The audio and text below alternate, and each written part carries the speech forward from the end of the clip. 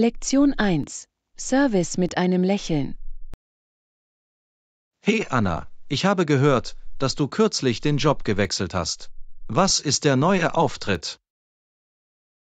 Oh, du hast richtig gehört. Ich arbeite jetzt tatsächlich in der Dienstleistungsbranche. Die Dienstleistungsbranche, Das ist ein ziemlich weites Feld. Was genau machst du? Ich arbeite als Kundendienstmitarbeiter für ein großes Einzelhandelsunternehmen. Ah, ich verstehe. Den ganzen Tag mit Kunden zu tun zu haben, das muss eine tolle Erfahrung sein. Du hast keine Ahnung. Es kann manchmal sehr herausfordernd sein, aber bisher macht es mir Spaß. Das kann ich mir vorstellen. Kunden können, nun ja, sagen wir einfach, sie machen es nicht immer einfach. Das ist sicher. Aber wissen Sie, viele der Leute, mit denen ich zusammenarbeite, sind tatsächlich ehemalige Militärangehörige. Wirklich? Das ist interessant. Warum glaubst du, ist das so? Nun, viele der Fähigkeiten, die Sie beim Militär erlernen, wie Disziplin, Problemlösung und Kommunikation, sind im Kundenservice wirklich wertvoll. Das macht sehr viel Sinn. Ich schätze, das Militär bereitet die Leute gut auf diese Art von Arbeit vor. Genau.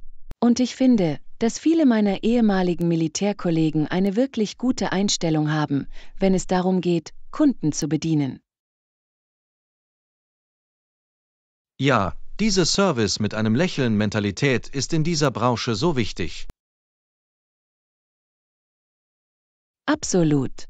Es war wirklich aufschlussreich zu sehen, wie sich Ihre Ausbildung und Erfahrung so gut auf die Dienstleistungsbranche übertragen lassen. Das ist ziemlich cool. Ich habe großen Respekt vor Leuten, die Tag für Tag mit dem Kundenservice umgehen können. Ich auch. Es erfordert eine besondere Art von Geduld und Belastbarkeit. Aber ich freue mich, Teil eines Teams zu sein, das das wirklich schätzt. Nun, ich freue mich zu hören, dass Sie in Ihrer neuen Rolle Erfüllung finden. Klingt nach einer großartigen Lösung für dich. Lektion 2. Musikalisch Überlegungen. Guten Morgen. Ich habe gehört, du hast einen neuen Nebenjob angefangen. Was ist die Geschichte dort? Du hast recht, das habe ich. Ich gebe jetzt tatsächlich Musikunterricht. Musikunterricht, Das ist ziemlich cool. Welche Instrumente unterrichtest du? Nun, ich habe angefangen, Klavier zu unterrichten, aber ich bekomme auch immer mehr Anfragen für Gitarrenunterricht. Gitarre, Das ist beliebt. Ich wollte schon immer spielen lernen, bin aber nie wirklich dazu gekommen.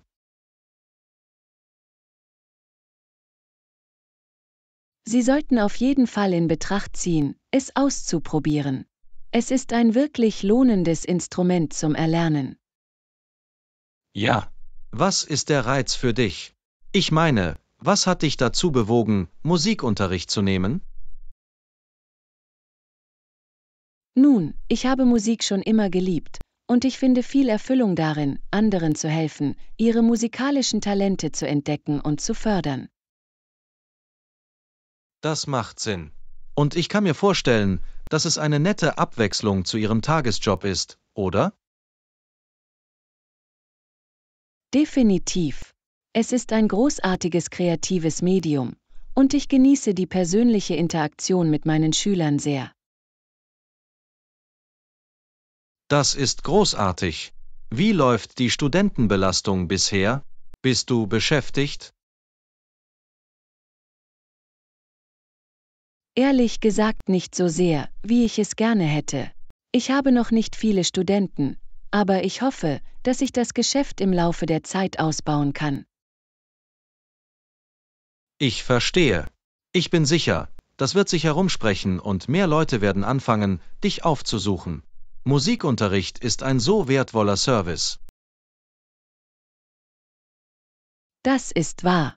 Und die Arbeit macht mir wirklich Spaß, auch bei der geringeren Studentenbelastung. Es ist einfach ein nettes kreatives Ventil für mich. Nun, ich freue mich zu hören, dass du darin Erfüllung findest. Lass es mich wissen, wenn du jemals ein Meerschweinchen brauchst, um deinen Gitarrenunterricht zu üben. Lektion 3. Geplänkel am Strand. Jo, warst du in letzter Zeit am Strand? Tatsächlich war ich erst gestern dort. Warum fragst du?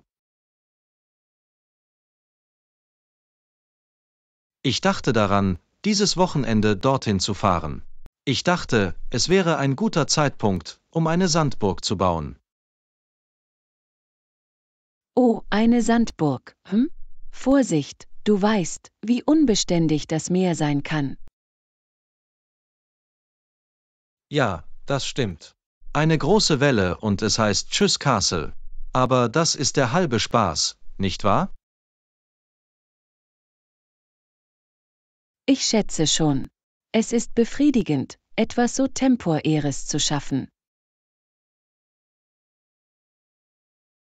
Genau. Es ist wie eine Zen-Übung oder so. Es mit dem Wissen zu bauen, dass es nicht von Dauer sein wird. Ich sehe den Appell. Ich muss allerdings zugeben, dass ich schon immer eher Strandleser als Sandbildhauer war. Wirklich. Du verspürst nicht den Drang, dein inneres Kind zu entfesseln und dir die Hände schmutzig zu machen? Haha, ich weiß nicht. Mir gefällt es, meine Füße trocken zu halten und mein Buch trocken zu halten. Fair genug. Jedem das seine, schätze ich. Aber dir entgeht die schiere Freude, etwas aus dem Nichts zu erschaffen. Vielleicht muss ich es beim nächsten Mal versuchen. Ich liebe das Gefühl des Sandes zwischen meinen Zehen. Das ist der Geist. Ich bringe den Eimer und die Schaufel, du bringst die Kreativität mit.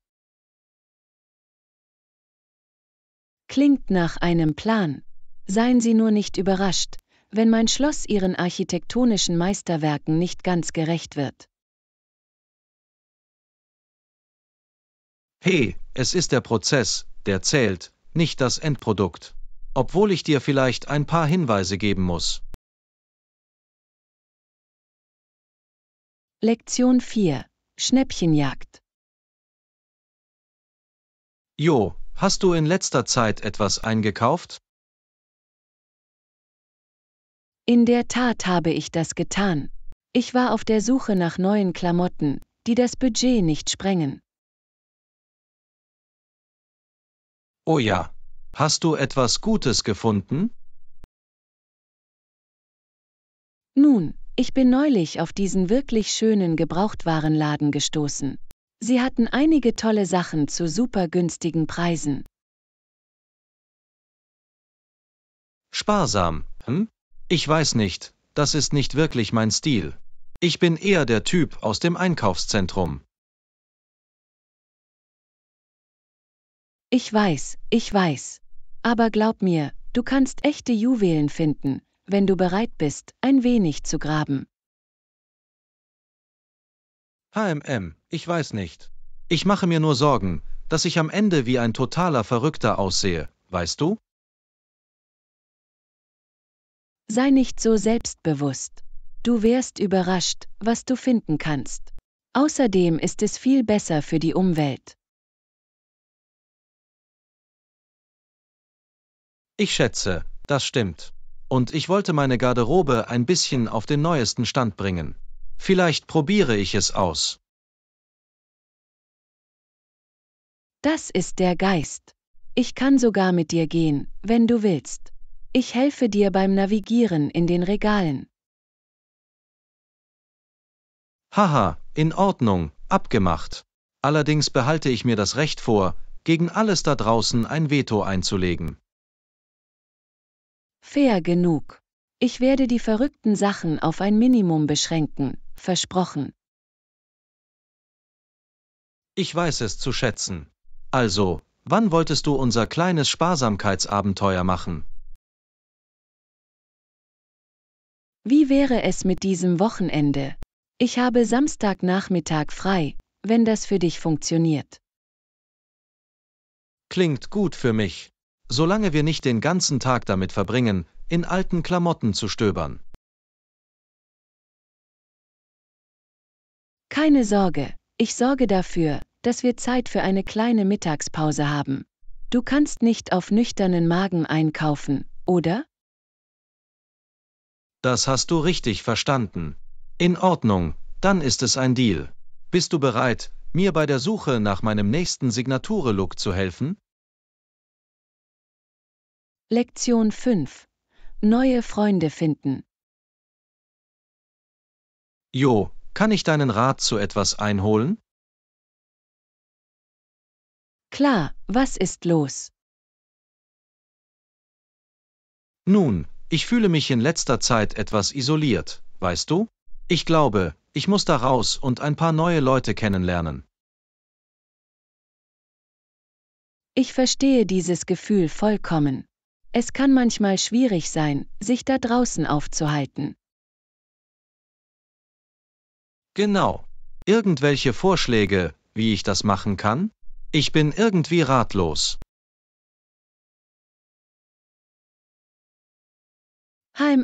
Nun, eine Idee, die mir in den Sinn kommt, ist der Beitritt zu einer lokalen Gemeinschaftsgruppe oder einem Club. Ein Club, hm? Ich weiß nicht, das scheint nicht wirklich meine Szene zu sein. Vertrauen Sie mir, es kann eine großartige Möglichkeit sein, Menschen mit ähnlichen Interessen kennenzulernen. Auf was stehst du? Nun, ich war schon immer ein bisschen sportverrückt. Vielleicht könnte ich eine Freizeitliga oder so etwas finden. Perfekt. In Ihrer Nähe gibt es bestimmt eine Pickup-Basketballgruppe oder ein intramurales Softballteam. Oh, Softball klingt lustig. Ich habe früher in der High School gespielt. Siehst du, da hast du's. Und das wirst du schon mit deinen neuen Teamkollegen gemeinsam haben. Weißt du was? Das klingt eigentlich nicht schlecht. Zumindest einen Versuch wert. Genau. Und wer weiß, vielleicht findest du dabei sogar ein neues Hobby, das du liebst. Das ist ein gutes Argument. In Ordnung, ich bin überzeugt. Zeit für mich, dieses Haus zu verlassen und sozial zu sein. Atta Junge, denk einfach daran, unvoreingenommen zu sein und dich da draußen aufzuhalten. Der schwierigste Teil ist, diesen ersten Schritt zu tun. Das werde ich tun. Danke für den Rat. Ich weiß es wirklich zu schätzen, dass du auf mich aufpasst. Jederzeit. John, ich freue mich, dass ich helfen konnte. Lass mich wissen, wie es mit der Softballmannschaft läuft, okay? Du hast es. Ich halte dich auf dem Laufenden. Wünsche mir Glück. Lektion 6. Die Ära der Viehtriebe. Jo, wusstest du, dass die Ära der Almabtriebe heutzutage im Grunde vorbei ist? Auf keinen Fall, wirklich? Ich dachte, Viehtriebe wären immer noch ein großer Teil der Viehzucht. Nein, diese Zeiten sind jetzt so ziemlich vorbei. Mit dem Aufkommen der Eisenbahn und besseren Transportmitteln werden sie einfach nicht mehr benötigt. Ich hatte keine Ahnung. Was hat zum Rückgang dieser massiven Viehtriebe im ganzen Land geführt? Nun, früher mussten Viehzüchter ihre Herden über weite Strecken bewegen, um sie zum Markt zu bringen. Aber mit der Eisenbahn konnten sie das Vieh einfach mit dem Zug verschiffen. Ich verstehe, das macht sehr viel Sinn. Die Eisenbahn muss die Branche grundlegend verändert haben.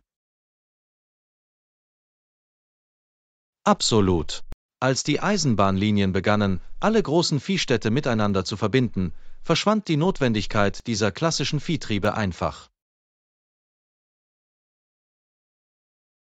Faszinierend. Ich habe mir immer diese Cowboys der alten Schule vorgestellt, die riesige Herden über das offene Gelände treiben. Ich schätze, das ist heutzutage eher eine romantisierte Vision. Vollkommen. Ich meine, Sie sehen vielleicht immer noch hier und da einen kleinen Viehtrieb, aber nichts wie die riesigen Operationen der Vergangenheit. Wow, das Ende einer Ära. Wahnsinn, wie schnell Technologie ganze Branchen auf diese Weise verändern kann. Ja, es ist irgendwie bittersüß. Diese Almabtriebe waren so ein ikonischer Teil des Wilden Westens. Das kann ich mir vorstellen. Ich wette, die modernen Viehzüchter sind ziemlich dankbar, dass sie die Eisenbahn haben, anstatt sich um all die Logistik zu kümmern.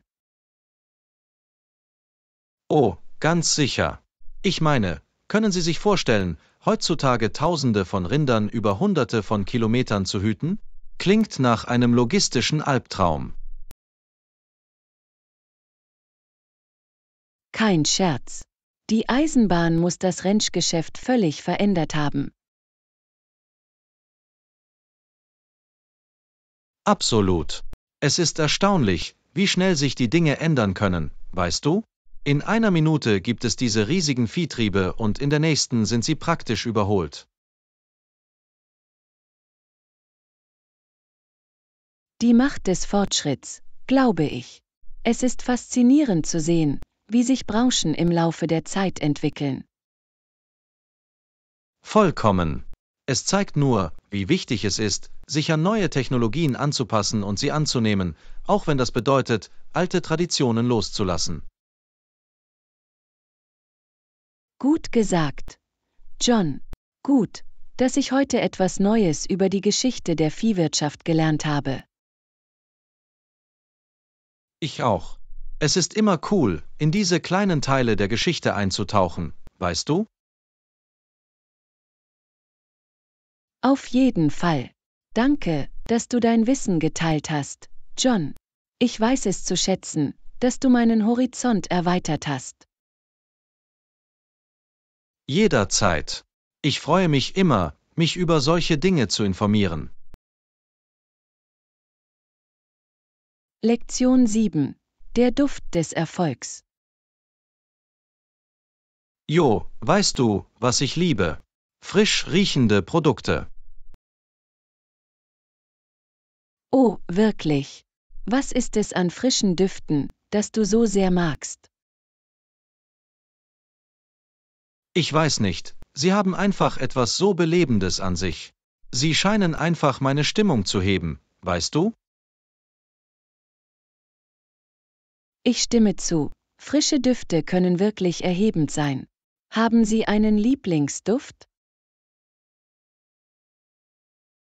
Das ist eine schwierige Frage. Ich muss sagen, ich bin ein großer Fan von Zitrusdüften. Dieses helle, pikante Aroma hat etwas an sich, das ich wirklich ansprechend finde. Oh, Zitrusfrüchte sind eine gute Wahl. Es ist so erfrischend und anregend. Suchen Sie beim Einkaufen nach Produkten auf Zitrusbasis? Unbedingt. Ich versuche immer nach Seifen mit Zitronen, Orangen- oder Grapefruitduft, Reinigungsmittel und manchmal sogar nach Kerzen zu suchen. Das macht absolut Sinn.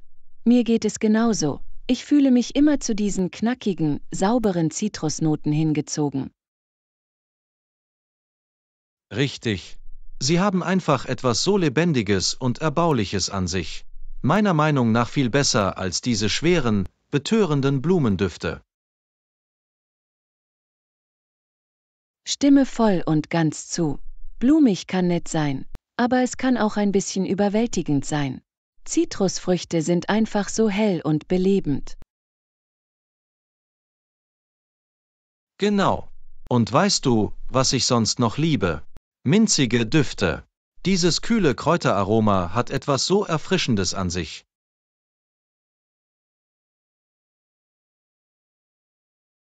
Oh, gutes Argument.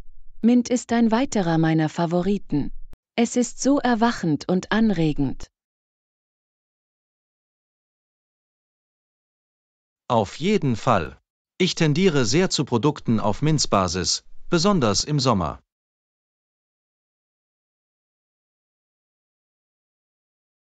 Ich auch. Dieser frische, saubere Minzgeruch hat einfach etwas an sich, das perfekt für heißes Wetter ist. Auf jeden Fall. Es ist wie ein sofortiger Stimmungsaufheller, weißt du? Es erwischt dich einfach direkt in den Sinnen. Absolut. Düfte können einen so starken Einfluss auf unsere Stimmung und unser allgemeines Wohlbefinden haben. Vollkommen. Ich glaube fest daran, wie wichtig es ist, sich mit angenehmen Düften zu umgeben. Ich auch. Es ist erstaunlich, wie sehr ein einfacher Duft beeinflussen kann, wie wir die Welt um uns herum fühlen und wahrnehmen. Dem könnte ich nicht mehr zustimmen. Man muss dafür sorgen, dass die Sinne gut stimuliert werden, weißt du? Auf jeden Fall. Frische, belebende Düfte sind der richtige Weg. Sie sorgen dafür, dass sich alles ein bisschen heller anfühlt. Amen dazu. Starkes Duftspiel, mein Freund. Lektion 8. Neue Funde. In Ordnung. Hast du irgendwelche Pläne für den Lebensmitteleinkauf diese Woche? Nicht wirklich, nur das Übliche. Warum, hast du etwas im Sinn? Nun, ich dachte, wir könnten versuchen, ein paar frische neue Produkte zu finden, weißt du? Bring die Dinge ein bisschen auf den Kopf. Oh, das klingt lustig. Was für frische Funde hattest du im Sinn? Ich weiß nicht, vielleicht ein paar neue Produkte oder Snacks, die wir noch nie probiert haben. Nur etwas, um die Routine zu beleben, weißt du? Ich liebe diese Idee. Frisch und neu ist immer aufregend. Gibt es bestimmte Marken oder Artikel, nach denen Sie Ausschau halten? Nicht wirklich, um ehrlich zu sein. Solange es frisch ist und appetitlich aussieht, probiere ich es gerne aus. Das gleiche hier. Ich bin immer bereit, neue und interessante Lebensmittel auszuprobieren, solange sie von hoher Qualität sind. Genau. Qualität ist der Schlüssel, aber ich bin nicht zu wählerisch, was bestimmte Marken oder Ähnliches angeht. Stimme voll und ganz zu. Manchmal kann das generische oder markenfremde Zeug genauso gut sein, wenn nicht sogar besser, als die Markenmarken. Auf jeden Fall. Und weißt du, was ich noch liebe? Finden Sie diese kleinen lokalen Juwelen, wie den Bauernmarkt oder Fachgeschäfte. Oh ja, diese versteckten Juwelen sind die besten. Man weiß nie, auf welche einzigartigen, frischen Funde man stoßen wird. Genau. Es ist jedes Mal wie ein kleines Abenteuer. Es macht viel mehr Spaß, als einfach in den großen Lebensmittelketten an der gleichen alten Routine festzuhalten. Absolut. Und sie können auch lokale Unternehmen unterstützen, was immer ein Bonus ist. Ganz gewiss. Außerdem sind die Produkte und Sachen normalerweise viel frischer und von höherer Qualität. Einverstanden.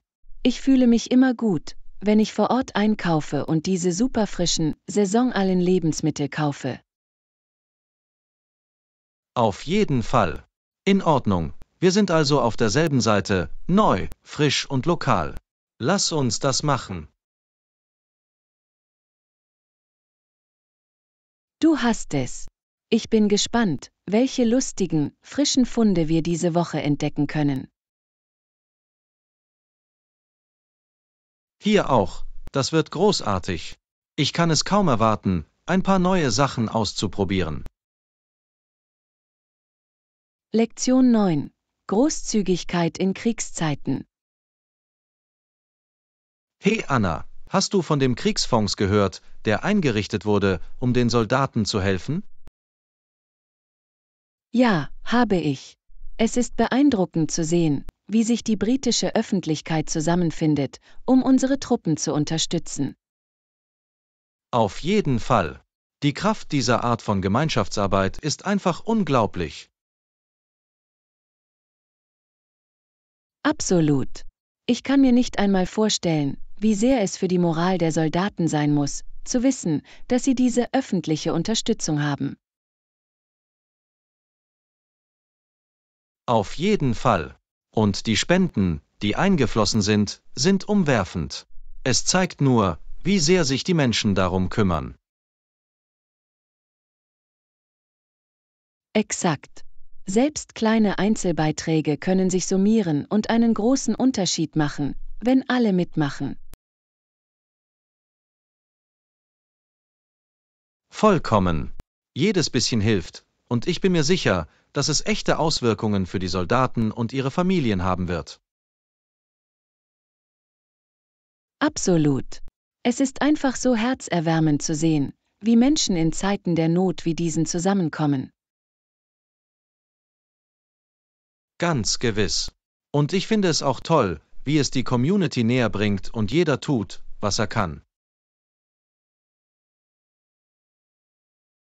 Auf jeden Fall. Es geht darum, das Beste aus den Menschen herauszuholen. Und genau das brauchen wir in diesen herausfordernden Zeiten. Exakt. Es ist eine eindringliche Erinnerung an die Stärke und Widerstandsfähigkeit des menschlichen Geistes. Dem könnte ich nicht mehr zustimmen. Dieser Kriegsfonds ist nur ein Beispiel dafür, wie die britische Öffentlichkeit der Situation gewachsen ist. Absolut. Ich bin wirklich stolz darauf, Teil einer Nation zu sein, die sich so zusammenschließen kann. Ich auch. Es ist wirklich inspirierend zu sehen, wie viel Menschen bereit sind, für das Gemeinwohl zu geben und Opfer zu bringen. Auf jeden Fall. Es zeigt nur die unglaubliche Kraft kollektiven Handelns und der Gemeinschaft. Absolut. Ich bin so dankbar, Teil einer Gesellschaft zu sein, die Zusammengehörigkeit und Mitgefühl so schätzt. Ich hätte es selbst nicht besser sagen können. Dieser Kriegsfonds ist nur die Spitze des Eisbergs, da bin ich mir sicher. Lektion 10. Entspannung nach der Arbeit. Hey Anna, was machst du, um dich nach einem langen Arbeitstag zu entspannen?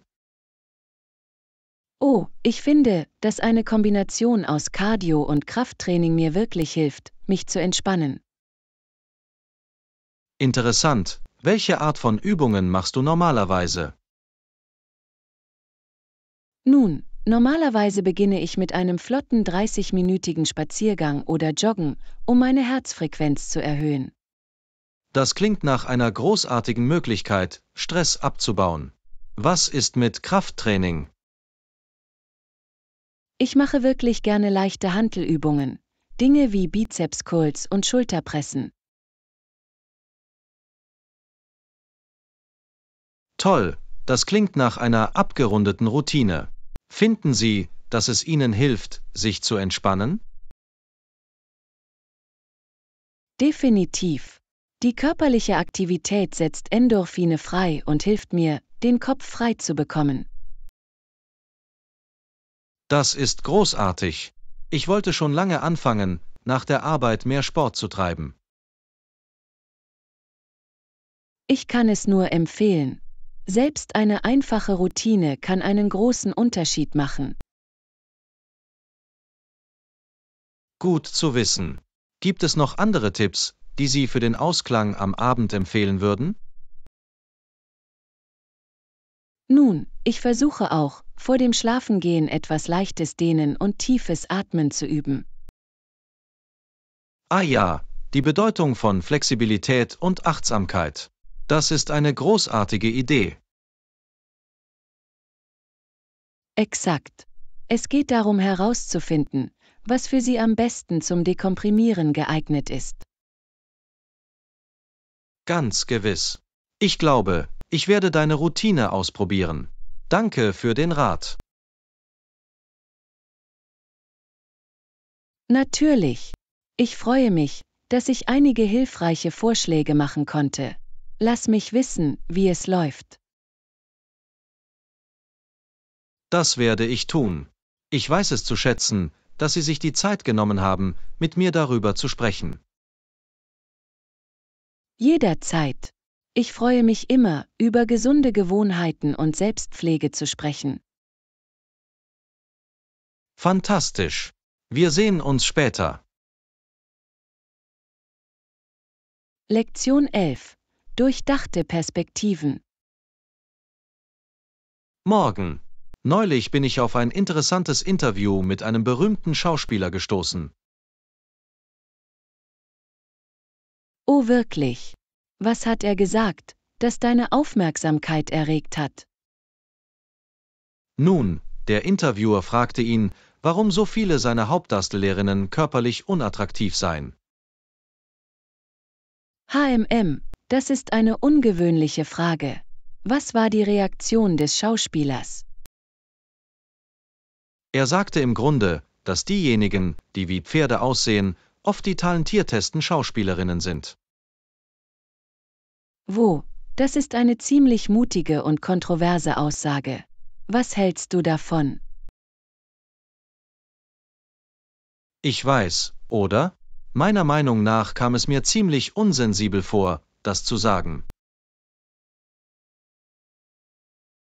Ich kann verstehen, warum Sie diesen Kommentar möglicherweise als anstößig empfinden. Schönheit ist so subjektiv. Exakt. Talent und schauspielerische Fähigkeiten sollten nicht nach dem Aussehen beurteilt werden. Ich stimme zu.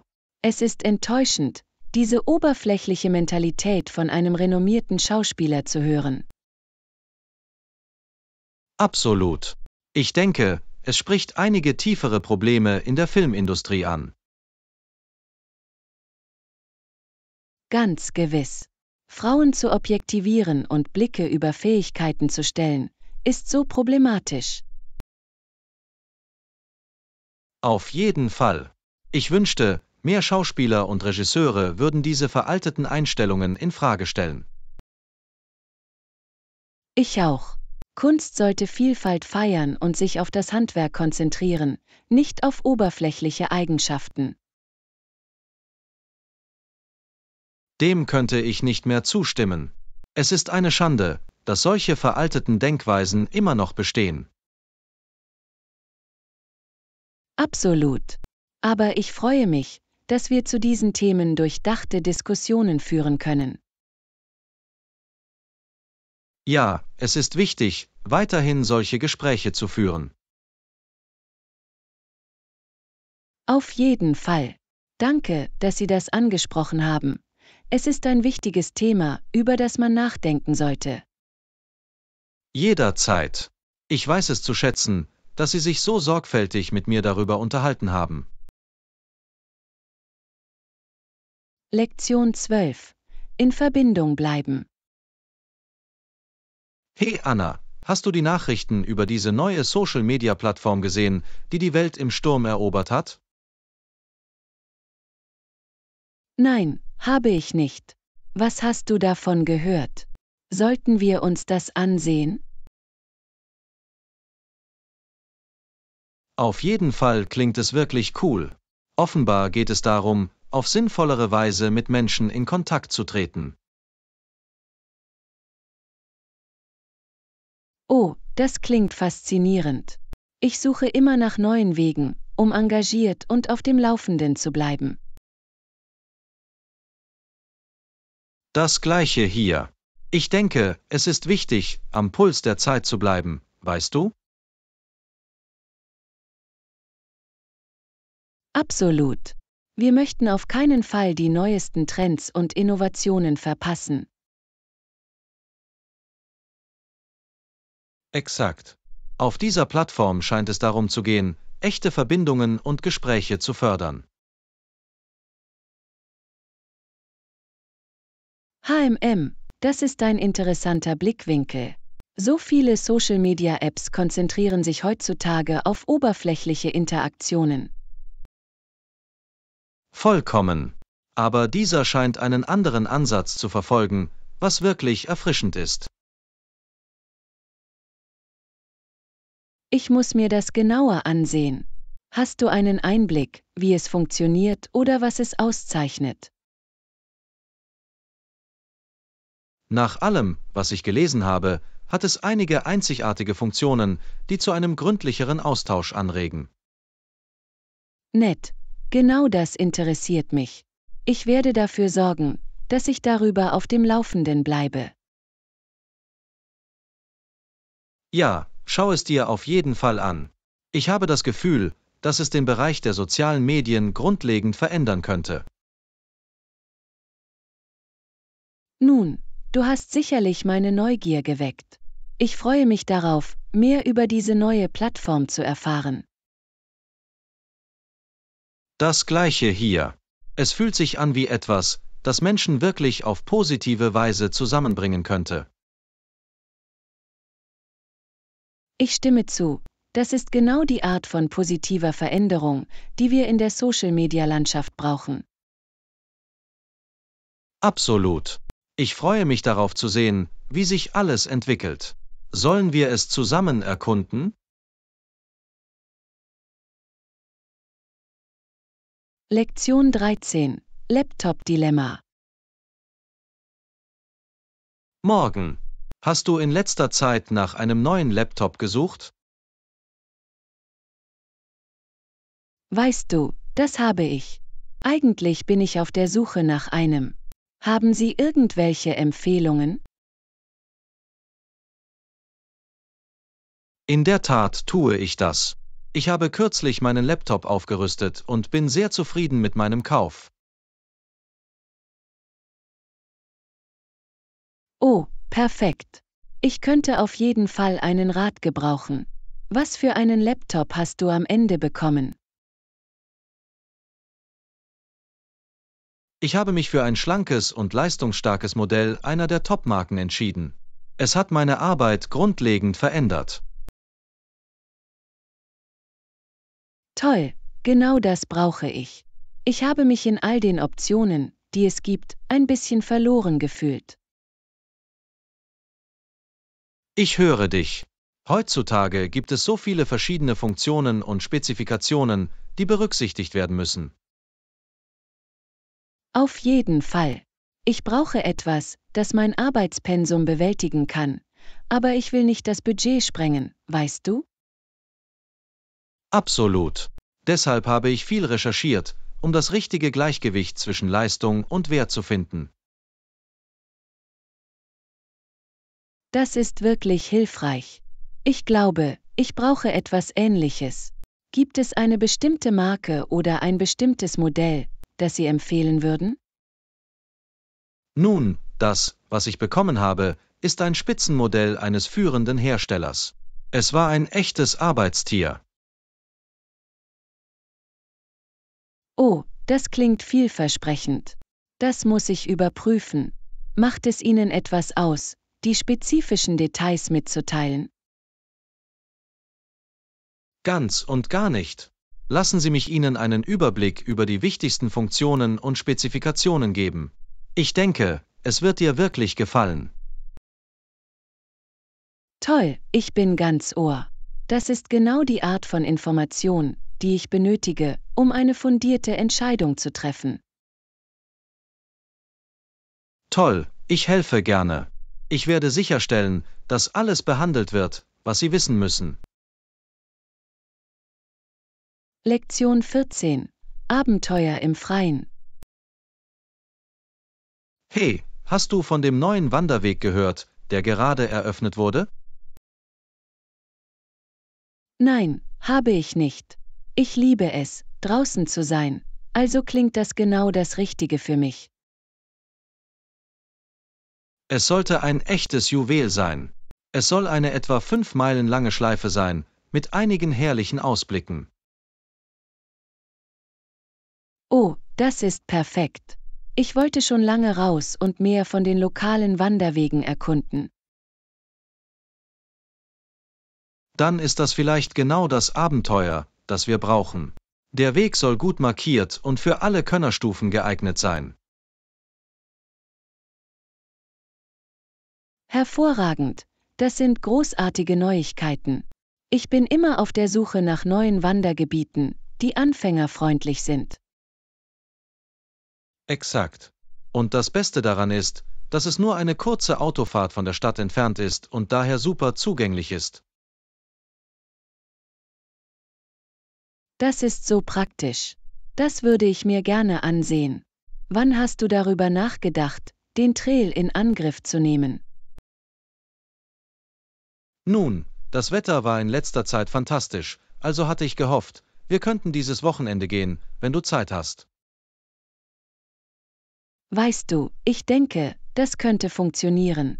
Ich habe keine großen Pläne und ich würde gerne die Gelegenheit haben, etwas frische Luft zu schnappen. Perfekt. Ich kann dich am Samstagmorgen abholen und wir können einen Tag draus machen. Pack ein leckeres Mittagessen ein und alles.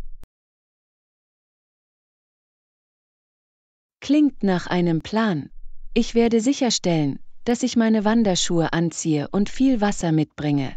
Ich kann es kaum erwarten. Toll, ich auch nicht.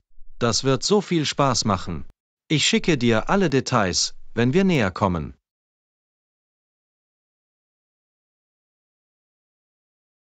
Lektion 15. Der Elfenbeinhandel. Morgen. Haben Sie die Nachrichten über den Elfenbeinhandel verfolgt? Ja, es ist so ein herzzerreißendes Thema. Die Gier nach Elfenbein verwüstet die Tierpopulationen. Absolut. Die Art und Weise, wie Wilderer Elefanten und Nashörner wegen ihrer Stoßzähne rücksichtslos töten, ist einfach ekelhaft. Ich weiß, es ist schrecklich. Und die Nachfrage nach Elfenbeinprodukten wie Schnitzereien und Schmuck treibt diese ganze grausame Branche an. Exakt. Es ist so eine unnötige und selbstsüchtige Praxis, ohne Rücksicht auf das Leid dieser majestätischen Tiere.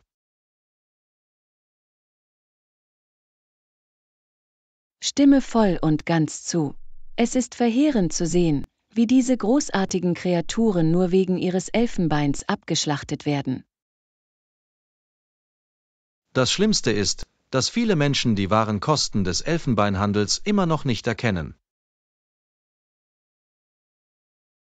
Das ist wahr.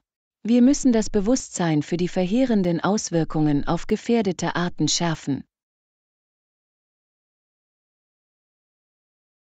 Auf jeden Fall. Ich denke, der Boykott von Elfenbeinprodukten und die Unterstützung von Naturschutzmaßnahmen sind der richtige Weg. Absolut. Und Druck auf die Regierungen auszuüben, um strengere Gesetze und Vorschriften rund um den Elfenbeinhandel durchzusetzen. Absolut. Es wird kollektive Anstrengungen erfordern, aber wir müssen etwas tun, um diese Tiere zu schützen. Ich könnte nicht mehr zustimmen. Es ist eine so wichtige Sache, und ich freue mich, dass wir beide eine Leidenschaft dafür haben. Ich auch. Es ist eines dieser Probleme, das mir wirklich ins Herz geschlossen wird. Ich bin entschlossen, alles in meiner Macht Stehende zu tun, um zu helfen. Das Gleiche hier. Ich freue mich, dass wir darüber diskutieren und unsere Gedanken zu diesem wichtigen Thema teilen können. Auf jeden Fall. Es ist wichtig, das Gespräch am Laufen zu halten und andere dazu zu inspirieren, sich zu engagieren. Lektion 16. Der Gemeinschaft etwas zurückgeben. Hey, hast du darüber nachgedacht, wie wir unserer Community etwas zurückgeben können? Unbedingt. Ich war wirklich begeistert davon, Wege zu finden, mich zu engagieren und etwas zu bewegen. Das Gleiche hier. Es ist einfach so bereichernd, zum Gemeinwohl beizutragen, weißt du? Auf jeden Fall. Es ist eine großartige Möglichkeit, mit Menschen in Kontakt zu treten und ein Gefühl von Zielstrebigkeit zu verspüren. Exakt. Und die Wirkung, die sie selbst mit kleinen Gesten erzielen können, kann wirklich inspirierend sein. Auf jeden Fall. Haben Sie über bestimmte Möglichkeiten oder Initiativen für Freiwillige nachgedacht? Nun, ich habe mich mit ein paar verschiedenen Dingen befasst, wie zum Beispiel bei der örtlichen Lebensmittelbank zu arbeiten oder eine Aufräumaktion in der Nachbarschaft zu organisieren. Das sind fantastische Ideen. Ich dachte auch darüber nach, benachteiligten Kindern Nachhilfe zu geben oder im Tierheim auszuhelfen. Das sind auch wunderbare Vorschläge. Es ist erstaunlich, wie viele Möglichkeiten es gibt, etwas zurückzugeben. Absolut. Und das Tolle ist, es muss kein großer Zeitaufwand sein. Sogar 1 oder 2 Stunden pro Woche können einen echten Unterschied machen. Stimme voll und ganz zu. Und das Gefühl der Erfüllung, das man dadurch bekommt, ist einfach beispiellos. Auf jeden Fall. Es ist eine so lohnende Erfahrung, sowohl für die Community als auch für uns selbst. Absolut. Und es ist eine großartige Möglichkeit, neue Leute kennenzulernen und ein stärkeres Gemeinschaftsgefühl aufzubauen. Auf jeden Fall. Ich freue mich sehr darauf, mich zu engagieren und zu sehen, wie wir etwas Positives bewirken können. Das Gleiche hier. Lassen Sie uns einen Plan erstellen, um einige Optionen zu erkunden und bald loszulegen. Klingt nach einem Plan. Ich kann es kaum erwarten zu sehen, was wir gemeinsam erreichen können. Ich auch nicht. Das wird so erfüllend sein, ich weiß es einfach. Lektion 17.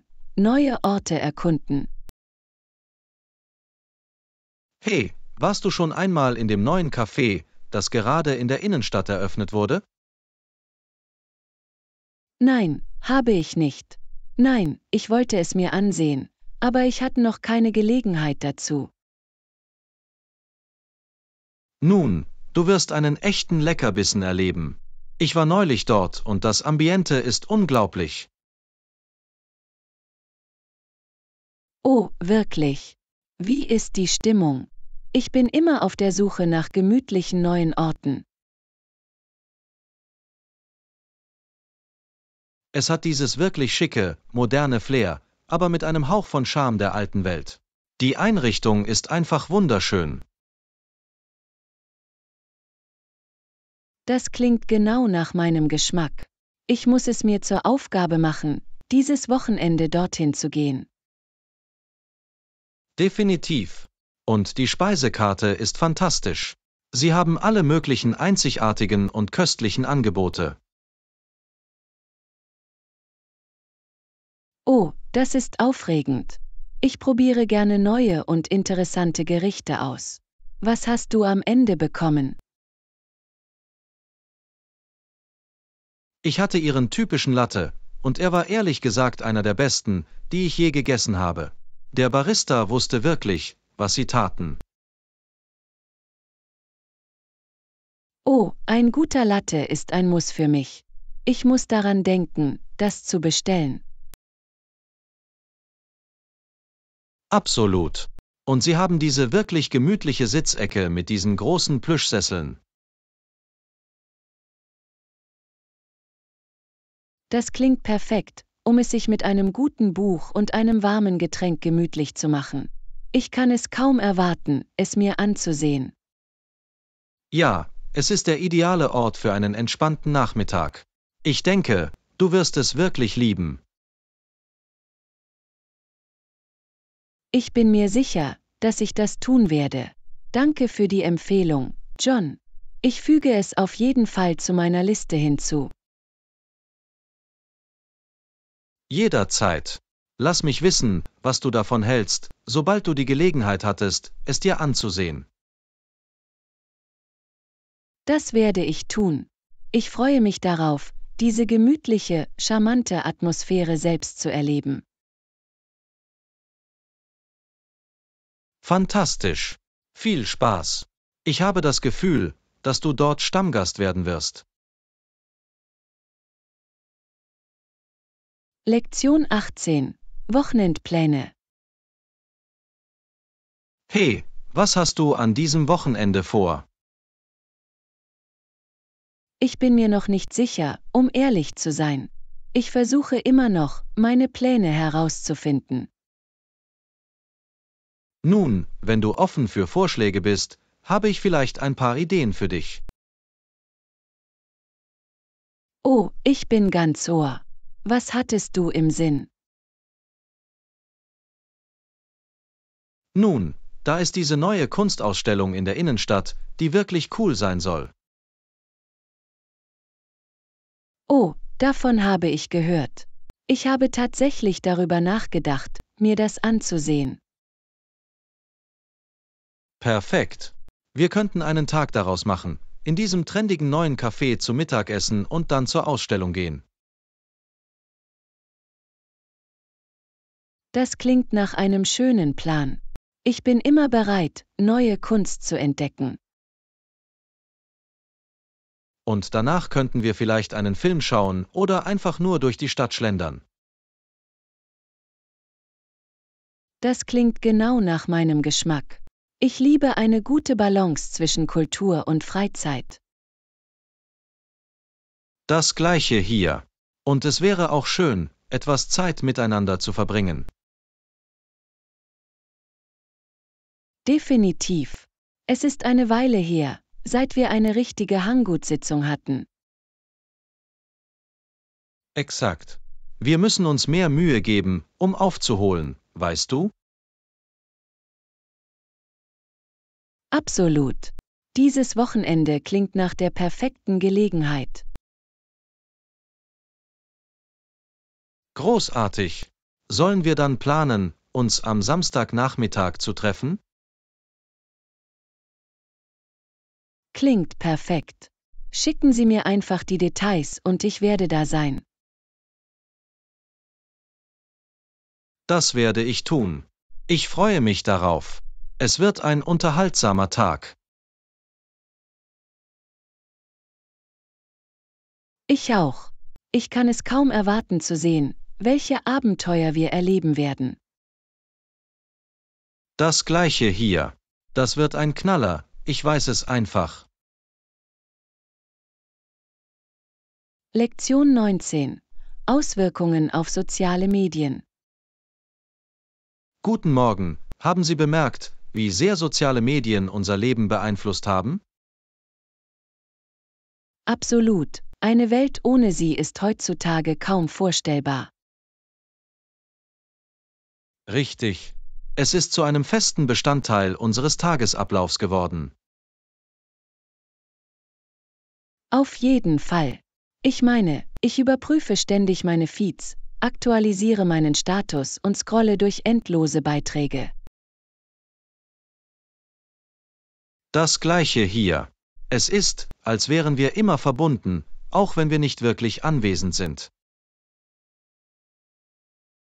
Exakt. Ich habe das Gefühl, dass ich etwas verpasse, wenn ich nicht in den sozialen Medien aktiv bin. Genau. Und es geht nicht mehr nur darum, mit Freunden und Familie Schritt zu halten. Nein, es geht auch darum, auf dem Laufenden zu bleiben, neue Interessen zu finden und sogar eine persönliche Marke aufzubauen. Absolut. Soziale Medien sind zu diesem mächtigen Instrument für Selbstdarstellung und Vernetzung geworden. Absolut.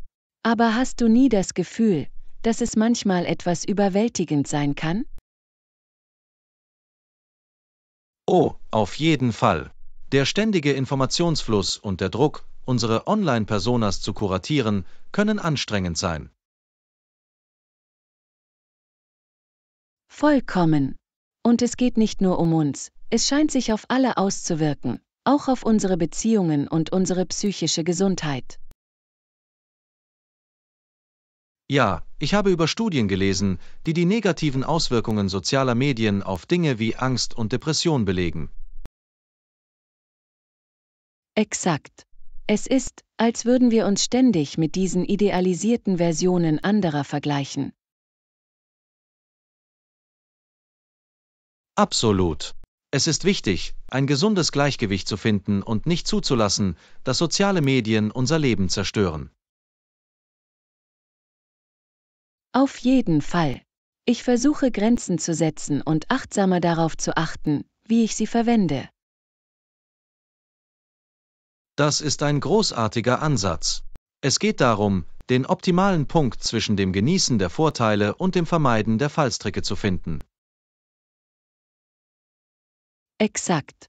Soziale Medien sind da, um zu bleiben. Also könnten wir genauso gut lernen, sie auf gesunde und erfüllende Weise zu nutzen. Dem könnte ich nicht mehr zustimmen. Es ist ein fortlaufender Prozess, aber es ist wichtig, dass wir es bewusst tun.